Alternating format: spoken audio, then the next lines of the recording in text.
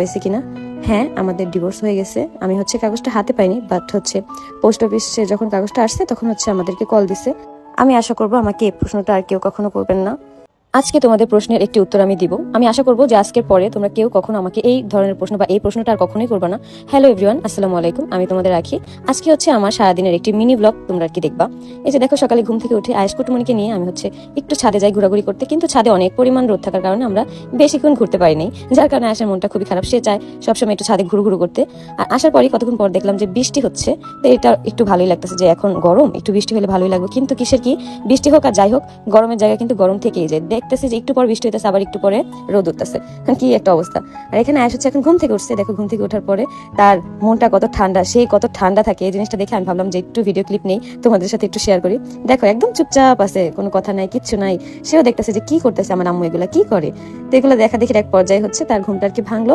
ভাঙার পরে আমার নানুর কাছে দিয়ে আমি একটু খাওয়া দাওয়া করলাম।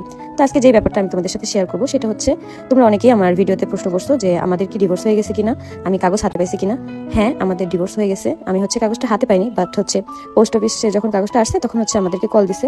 আমি আশা করবো আমাকে এই প্রশ্নটা আর কেউ কখনো করবেন না। তো এই যে এই জন্য কিন্তু আমি ক্লিয়ার ভাবে বলেই দিলাম। আর এই যে এখানে আজকে আয়েশের জন্য খুব সুন্দর সুন্দর কিছু ড্রেস আসছে। একটা আপু গিফট পাঠিয়েছে আজকে, খুব সুন্দর সুন্দর ড্রেস। তার পেজের ড্রেসগুলো কিন্তু অনেক ভালো, অনেক সুন্দর। আমার কাছে কিন্তু পার্সোনালি অনেক বেশি ভালো লাগছে। এই যে এই ড্রেসটায় আমার ছেলেকে মাশাআল্লাহ অনেক কুটুকুটু লাগতেছিল। আমি চিন্তা করছি যে নেক্সট ডে আপুর পেজ থেকে আমি আয়েশের জন্য আরো ড্রেস কেনাকাটা করবো।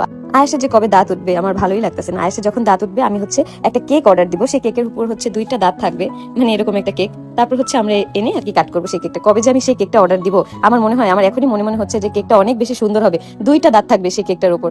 কবে যে দাঁত উঠবে, আমি প্রতিদিন সকালে উঠে খুঁজে আয়েশের দাঁত কই, আয়েশের দাঁত কই, কিন্তু পাই না খুঁজে। তোমরা একটু দোয়া করো যাতে আয়েশের দাঁতটা খুব তাড়াতাড়ি উঠে।